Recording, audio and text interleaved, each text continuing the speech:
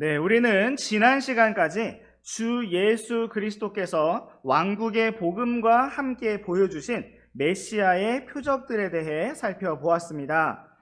성경 말씀이 모두 완성되기 전까지 하나님께서는 자신의 말씀을 선포하고 기록하는 주님의 사역자들을 공식적으로 인증하시고 또 나타내시는 방식으로 초자연적인 기적들, 표적들을 사용하셨습니다. 오늘날 하나님께서는 더 이상 초자연적인 표적을 보이는 방식으로 일하지 아니하시는데, 그 이유는 하나님께서 오늘날 기록된 성경 말씀을 믿는 믿음을 원하시기 때문이고, 복음 선포의 어리석은 것으로 믿는 자들을 구원하시기를 기뻐하시기 때문입니다. 오늘날에도 기도의 응답을 통해서 어떠한 자연의 법칙을 초월하는 초자연적인 기적들이 일어날 수도 있지만, 그것은 하나님께서 어떤 사람을 대언자나 사도로 드러내기 위한 표적으로 사용하시는 것이 아니기 때문에 주의해야 할 필요가 있습니다. 오늘도 우리가 기록된 성경 말씀을 통해서 믿음으로 주님을 바라보기 원하고, 기록된 말씀으로부터 주님의 음성을 듣고 주님의 인도를 받는 복된 하루가 되기를 원합니다. 이제 우리 함께 마태복음 5장 1절과 2절 말씀부터 보시겠습니다. 그분께서 무리들을 보시고 산에 올라가 앉으시니 그분의 제자들이 그분께 오매. 그분께서 입을 열어 그들을 가르치며 이르시되. 네, 마태복음 5장 말씀은 예수님께서 산에 올라가 앉으셔서 무리들과 제자들에게 말씀을 선포하시는 모습으로 시작되고 있습니다. 이처럼 예수님께서 산 위에서 이 말씀을 해주셨기 때문에 마태복음 5장부터 7장까지 이어지는 이 말씀은 산상설교, 산상수훈이라는 말로 잘 알려져 있습니다. 산 위에서 말씀하셨다라는 의미입니다. 우리 함께 마태복음 8장 1절 말씀을 잠시 보시겠습니다. 시작. 그분께서 산에서 내려오시니 큰 무리들이 그분을 따르니라. 네, 이 말씀은 주 예수님께서 산 위에서 하신 말씀, 산상수훈의 모든 말씀을 다 마치시고 산에서 내려오신 장면을 기록하고 있습니다. 그러므로 마태복음 5장부터 7장까지는 한 묶음으로 산상수훈, 산상설교라는 이름으로 불리고 있습니다. 초창기의 세대주의자들은 산상설교의 말씀이 예수님께서 왕국의 복음을 선포하시면서 함께 주셨던 말씀이기 때문에 천년왕국의 헌법이다라고 설명을 하였고, 천년왕국 시대에 사람이 구원을 받는 방법을 설명한 것이다 라고 가르치기도 하였습니다. 그러나 오늘날의 온건한 세대주의 성경학자들은 더 이상 그렇게 이해하고 있지 않습니다. 다시 마태복음 5장 말씀으로 돌아오셔서 마태복음 5장 10절 말씀을 눈으로 보시면 예수님께서는 의로 인해 핍박받는 자들이 복이 있다고 말씀하셨습니다. 그런데 이것이 만약 천년왕국의 법이라면 예수님께서 완전한 정의와 공의로 통치하시는 천년왕국에서 의로 인해 핍박을 받는 일이 있을 것이다라는 의미가 됩니다. 그러나 이것이 만약 천년왕국의 헌법이라면 의로 인해서 핍박받는 자들에게 복이 있을 것이다 라고 할 것이 아니라, 의로운 자를 핍박하는 자가 당장 지옥에 던져질 것이다 라는 강력한 심판에 대한 말씀이 선고되었어야 할 것입니다. 또한 마태복음 5장 20절 말씀을 눈으로 보시면 예수님께서는 당시 무리들과 제자들에게 말씀하시면서 그들의 의가 서기관들과 바리새인들의 의보다 더 뛰어나지 아니하면 그들이 결코 하늘의 왕국에 들어가지 못할 것이라고 말씀하셨습니다. 이것은 그들이 율법의 의보다 더 뛰어난 의를 가지고 있어야만 하늘의 왕국에 들어갈 수가 있다는 뜻입니다. 로마서와 갈라디아서 말씀은 그 어떤 사람도 율법을 지켜서 율법의 의를 통해 하나님 앞에 의롭게 될 수가 없다고 하였습니다. 그렇다면 과연 누가, 어떤 사람이 율법보다 더 뛰어난 의를 가지고 하나님의 왕국에 들어갈 수가 있을까요?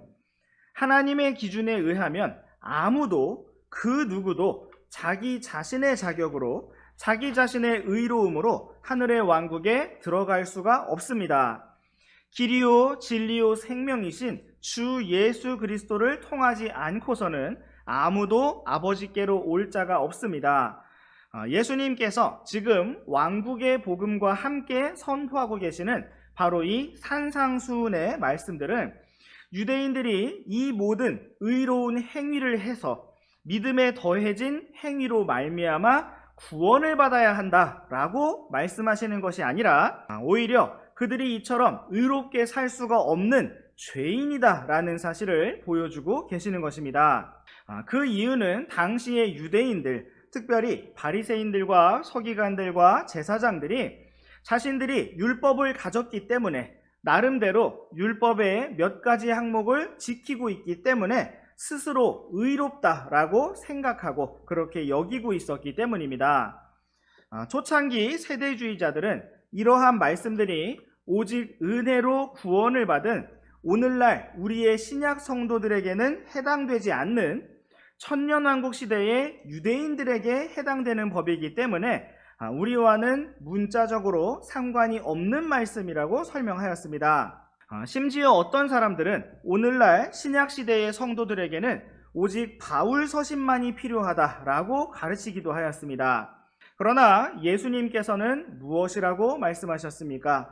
사람이 빵으로만 살 것이 아니요 하나님의 입에서 나오는 모든 말씀으로 살 것이라고 말씀하셨습니다.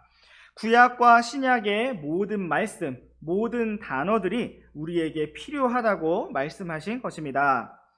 앞으로 우리가 함께 살펴볼 산상수훈, 산상설교의 말씀들은 오늘날 우리 성도들과는 상관이 없는 말씀이 아니라 바로 오늘 믿음의 삶을 살아가는 우리 성도들 한 사람 한 사람에게 주시는, 바로 나에게 주시는 하나님의 말씀입니다. 우리는 이미 주 예수 그리스도의 십자가의 죽음과 부활을 통해서 구원을 받았고 주 예수 그리스도의 피로 완전한 속죄를 받았으며 오직 믿음과 은혜로 영원한 생명을 얻은 사람들입니다. 산상수훈의 말씀들은 오늘날이나 천년왕국 시대나 이것을 지켜서 구원을 받으라고 주신 말씀이 아니라 주님을 믿고 따르는 제자들, 그분의 왕국에 들어갈 왕국의 자녀들이 어떻게 회개에 합당한 열매를 맺고 어떻게 살아가야 할 것인가에 대한 하나님의 기준을 보여주신 우리들이 마땅히 나아가야 할 길이라고 할 수가 있습니다. 이 말씀은 우리를 애통하게 만들고 겸손하게 만들며 주님 앞에 더욱 참되게 나아올 수 있도록 이끌어 주시는 참으로 살아있고 권능이 있는 하나님의 말씀입니다. 그러므로 우리가 이 말씀들을 참으로 나에게 주시는 주님의 말씀으로 생생하게 받을 수 있기를 원합니다. 예수님께서는 율법의 몇 가지 조항을 지키면서 스스로 의롭다고 여기고 있던 유대인들에게 그들이 무엇을 어떻게 회개해야 하는지 높은 기준을 제시해 주셨습니다. 그 이유와 목적은 그들이 정말 이것을 다 지켜서 구원을 받을 수 있었기 때문이 아니라 나는 긍휼을 원한다 라고 말씀하신 하나님 앞에 은혜와 긍휼을 구하면서 애통하고 참회하면서 나아오기를 원하셨기 때문입니다. 그러므로 우리가 이 말씀들을 살펴보면서 주님 앞에 은혜와 긍휼을 구하며 겸손히 나아오기를 원합니다. 이제 우리 함께 산상수훈의 첫 번째 묶음이라고 할 수 있는 8가지 복에 대해서 팔복이라고 불리는 말씀에 대해서 살펴보도록 하겠습니다. 먼저 전체적으로 8가지 항목을 짚어본 뒤에 하나씩 자세히 살펴보는 시간을 가져보도록 하겠습니다. 우리 함께 먼저 마태복음 5장 3절부터 12절까지 말씀을 교독하시겠습니다. 영이 가난한 자들은 복이 있나니 하늘의 왕국이 그들의 것이기 때문이요. 애통하는 자는 복이 있나니 그들이 위로를 받을 것이기 때문이요. 온유한 자들은 복이 있나니 그들이 땅을 상속받을 것이기 때문이요. 의에 줄이고 목마른 자들은 복이 있나니 그들이 배부를 것이기 때문이요. 긍휼을 베푸는 자들은 복이 있나니 그들이 긍휼을 얻을 것이기 때문이요. 마음이 순수한 자들은 복이 있나니 그들이 하나님을 볼 것이기 때문이요. 화평하게 하는 자들은 복이 있나니 그들이 하나님의 아이들이라 불릴 것이기 때문이요. 의로 인해 핍박받는 자들은 복이 있나니 하늘의 왕국이 그들의 것이기 때문이라. 나로 인해 사람들이 너희를 모욕하고 핍박하며 너희를 대적하여 거짓으로 온갖 종류의 악한 것을 말할 때에 너희에게 복이 있나니 기뻐하고 크게 즐거워하라. 하늘에서 너희 보상이 크니라. 그들이 너희 전에 있던 대언자들을 이같이 핍박하였느니라. 네, 예수님께서 산 위에서 선포하신 산상수훈, 산상설교의 말씀들은 팔복이라고 불리는 8가지 복된 사람, 8가지의 복이 있는 사람에 대한 말씀으로부터 시작되고 있습니다. 잠시 마태복음 5장 3절 말씀을 영어로 보시게 되면 Blessed are 이라고 시작되고 있습니다.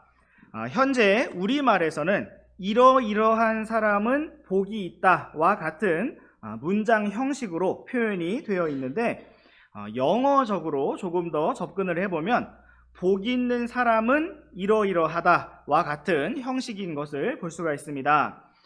이처럼 예수님께서는 복 받은 사람, 복된 자가 이러이러하다라는 말씀을 선포하시면서 왕국의 복음을 계속해서 선포하셨습니다. 3절에서만 그런 것이 아니라 4절, 5절 계속해서 모든 말씀들이 그렇게 Blessed are 이라고 시작되고 있는 것을 볼 수가 있습니다. 이러한 산상수훈의 말씀은 구약의 많은 말씀들, 특별히 시편 말씀을 기억나게 해줍니다.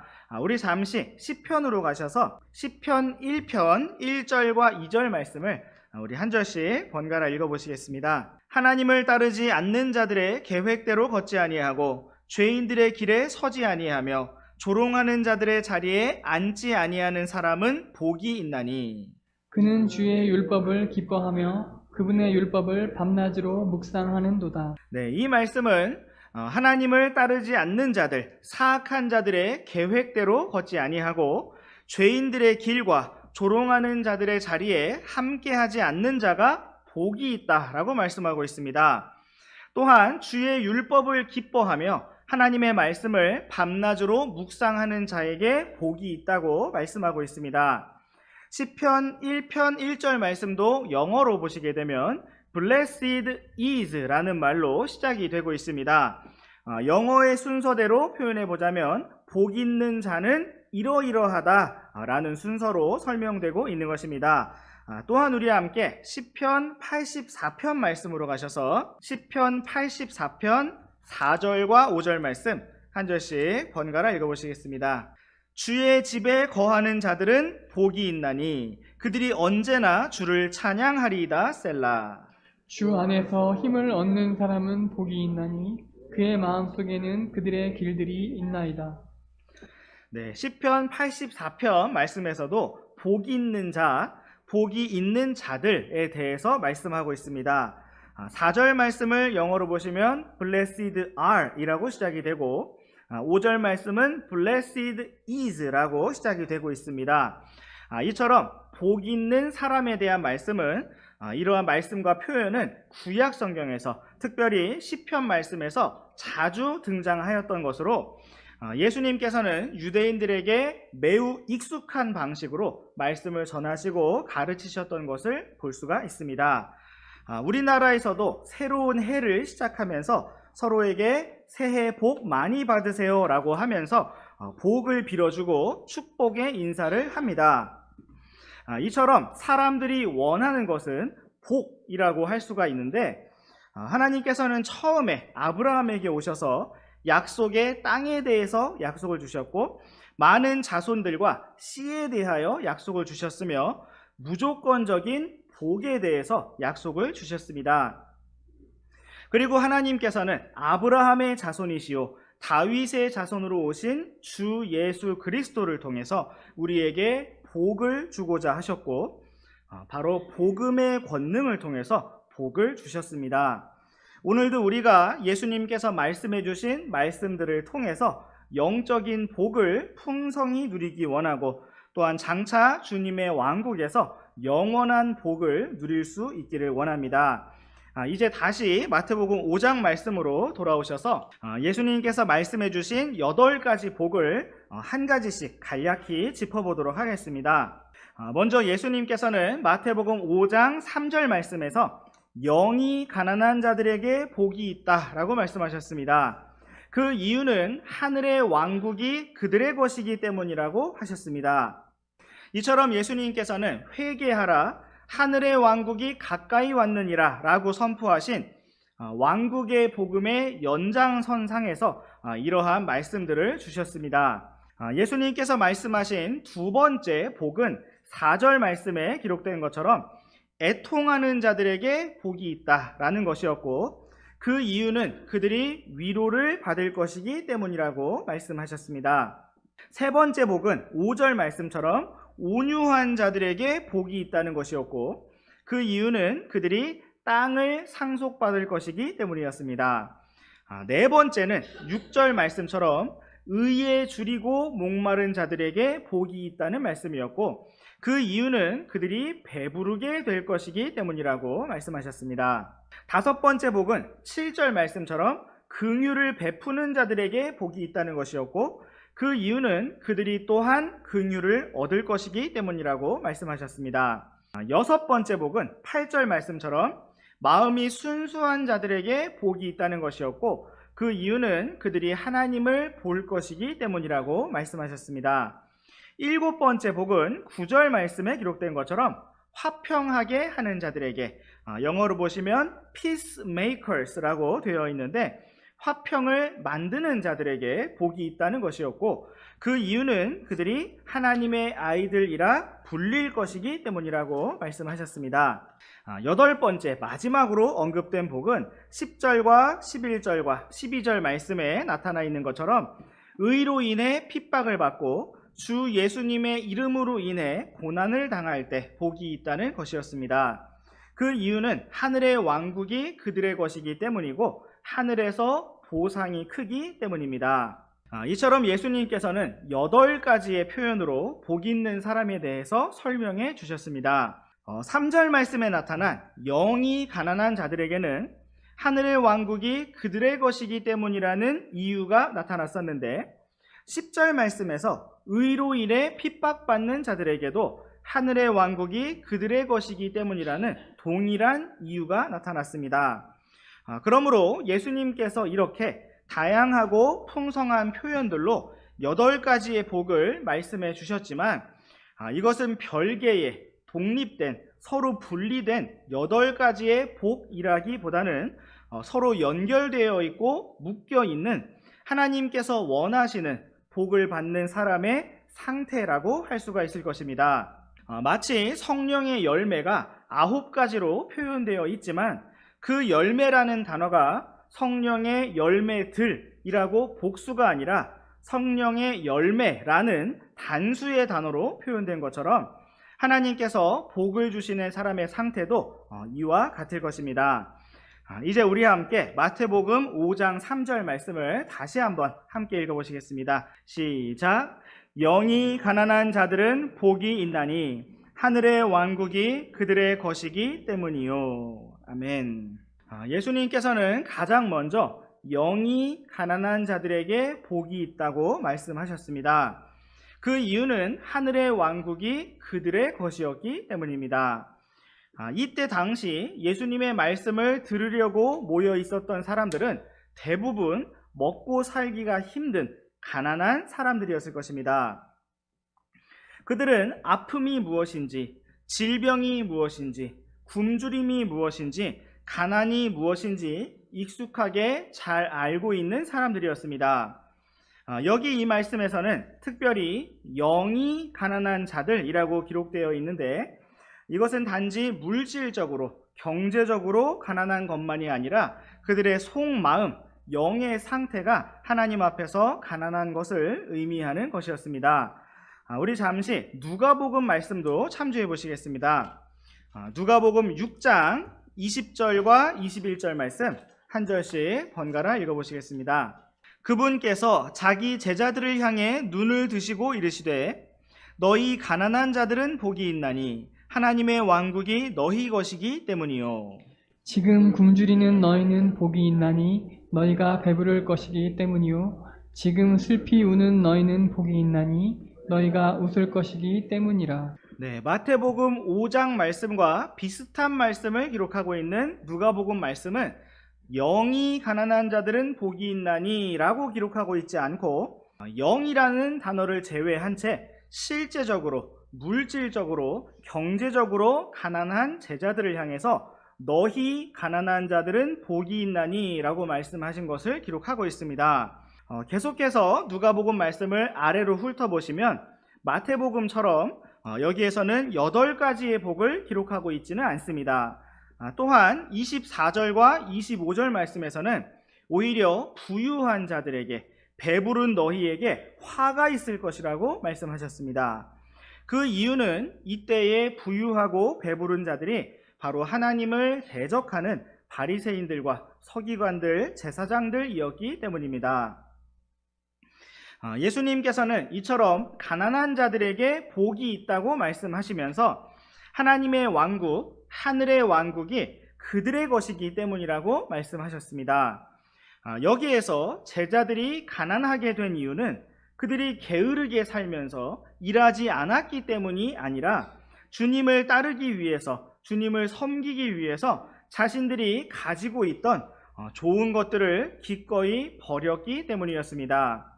베드로와 안드레와 야고보와 요한은 자기들의 배와 그물을 버려두었고 또 세리 마태는 자기 직업을 그 자리에서 내려놓고 주님을 따랐습니다.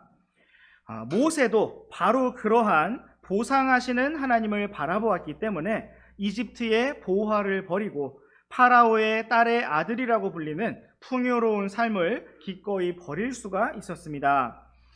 우리 또한 이처럼 하나님께서 주시는 보상으로 인하여 모든 것들을 버릴 때에 주님께서 그것들을 결코 잊어버리지 아니하시고 모두 계산하시며 반드시 보상으로 갚아주실 것입니다. 또한 성경은 우리 하나님께서 물질적으로 또 경제적으로 가난한 자들을 위하시는 분이심을 기록하고 있습니다. 가난하게 된 요인이 무엇이었든지 하나님께서는 기본적으로 가난한 사람들을 위하시는 분이십니다. 이 부분을 우리가 오늘 잠시 먼저 살펴보도록 하겠습니다. 우리와 함께 레위기 19장 10절 말씀을 보시겠습니다. 시작. 내 포도원의 열매를 다 따지 말고 내 포도원의 포도를 다 거두지 말며 가난한 사람과 나그네를 위해 그것들을 남겨둘지니라. 나는 주 너희 하나님이니라. 아멘. 네, 하나님께서는 이스라엘 자손이 장차 약속의 땅을 차지하고 난 뒤에 그들이 어떻게 농사를 짓고 열매를 수확할 것인가에 대해서 말씀하시면서 모든 곡식을 다 거두지 말고 포도원의 모든 열매를 다 거두지 말라고 말씀하셨습니다. 오히려 열매를 수확할 때에 가난한 사람과 나그네를 위해서 그들이 언제든지 와서 남은 열매를 거두어 먹을 수 있도록 얼마 정도를 남겨두라고 말씀하셨습니다. 또한 우리 함께 시편 말씀으로 가셔서 시편 12편 5절 말씀을 보시겠습니다. 시작. 주께서 이르시기를 가난한 자들의 억눌림과 궁핍한 자들의 탄식으로 인해 이제 내가 일어나 그를 향해 우쭐대는 자로부터 그를 떼내어 안전하게 두리라 하시는도다. 아멘. 네, 이 말씀과 같이 하나님께서는 가난한 자들의 억눌림과 궁핍한 자들의 탄식을 들으시고 아시는 분이십니다.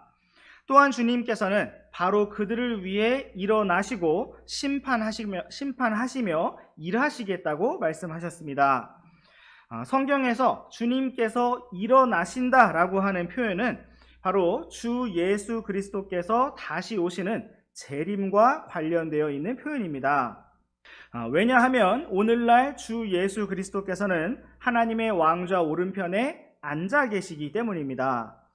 대제사장이신 주 예수 그리스도께서 앉아 계실 수 있는 이유는 우리를 위한 속죄 사역이 영원히 완전하게 끝마쳐졌기 때문입니다. 본래 성막 안에는 의자가 없었는데 그 이유는 사람의 죄가 끝이 없고 속죄를 위한 제사장의 일이 끝이 없음을 표현하기 위해서였습니다. 그러나 우리 주 예수 그리스도께서는 십자가 사역을 통해서 단번에 영원히 속죄 사역을 끝마치셨고 하나님의 왕좌 오른편에 앉으셨습니다. 그리고 이제 우리 주 예수 그리스도께서 다시 일어나실 때가 올 것인데 그날은 바로 주님께서 재림하시는 날입니다. 지금 우리가 함께 읽은 시편 말씀에서는 주 예수님께서 바로 가난한 자들을 위해서 일어나실 것이다, 재림하실 것이다 라고 말씀하고 있습니다. 이제 우리 함께 잠언 말씀으로 가셔서 잠언 17장 5절 말씀을 보시겠습니다. 시작. 누구든지 가난한 자를 조롱하는 자는 그를 만드신 분을 모욕하나니 재난들을 즐거워하는 자는 형벌을 면하지 못하리라. 아멘. 성경은 누구든지 가난한 자를 조롱하는 자가 그를 만드신 하나님, 주님을 모욕하는 것이라고 말씀하고 있습니다. 그러한 사람은 다른 사람에게 임한 재난들을 즐거워하는 사람이고 결국 형벌을 면하지 못할 것이라고 말씀하고 있습니다. 삶의 어려운 일들은 누구에게나 일어날 수가 있습니다. 갑작스러운 사건과 사고로 인해서 누구든지 가난해질 수가 있고 어려워질 수가 있습니다. 요셉도 이집트의 치리자가 되기 전날까지 감옥에 갇힌 신분이었고 다윗도 왕이 되기 전까지 양털 깎는 날에 나발이라고 하는 사람에게 음식을 구걸하는 처지였습니다. 그러나 그러한 모든 일들은 그들이 무엇인가를 잘못하고 멸시를 당할 만한 사람이어서 그랬던 것이 아니었습니다. 오직 하나님께서 그들을 다루시고 훈련하시는 과정이었을 뿐입니다. 가난한 자들을 위하시는 하나님께서는 오늘날 우리가 은혜로 받아서 누리고 있는 그 모든 것들로 인해서 그 누구도 멸시하거나 조롱하거나 함부로 대하지 않기를 원하십니다. 또한 우리와 함께 잠언 19장 17절 말씀도 보시겠습니다. 시작. 가난한 자를 불쌍히 여기는 자는 주께 빌려드리나니 그가 베푼 것을 그분께서 그에게 다시 갚아주시리라. 아멘. 성경은 우리가 서로 가난하고 어려울 때 돕고 섬기는 일들에 대하여 그것이 주님께 빌려드리는 것이라고 말씀하고 있습니다. 비록 가난했던 사람이 끝까지 가난하여 그 도움의 손길을 갚지 못한다 할지라도 하나님께서 그가 베푼 것을 기억하시고 다시 갚아주실 것이라고 말씀하고 있습니다. 하나님께서 이처럼 다시 갚아주시는 이유는 바로 우리 하나님께서 친히 가난한 자들을 위하시는 분이시기 때문입니다. 이제 오늘의 마지막 말씀으로 고린도 후서 8장 9절 말씀을 보시겠습니다. 시작. 우리 주 예수 그리스도의 은혜를 너희가 알고 있는데 그분께서 부요하셨으나 너희를 위해 가난하게 되셨으니 이것은 그분께서 자신의 가난으로 말미암아 너희를 부요하게 하려 하심이라. 아멘. 우리 주 예수 그리스도께서는 하늘의 영광을 다 가지고 계신 온 우주에서 가장 부요하신 분이시지만 우리를 위해 가난한 자가 되셨습니다. 영광의 하나님께서 친히 갈릴리 나사렛 사람이 되셨고 이 땅에서 아무것도 소유하지 않으셨으며 자신의 목숨까지도 우리를 위해 다 주셨습니다. 그리고 아무것도 가질 수 없던 우리에게 영광의 하늘의 왕국을 오직 은혜로 선물로 허락해 주셨습니다. 주님께서 주신 부요하심과 풍요로우심을 우리가 넘치게 누리며 살아가기를 원합니다. 또한 주님께서 주시는 모든 넘치는 것들로 우리 또한 넘치게 섬기고 돕는 길로 나아가기를 원합니다. 다음 시간에 계속해서 이어서 보기로 하고 오늘 기도하고 마치겠습니다.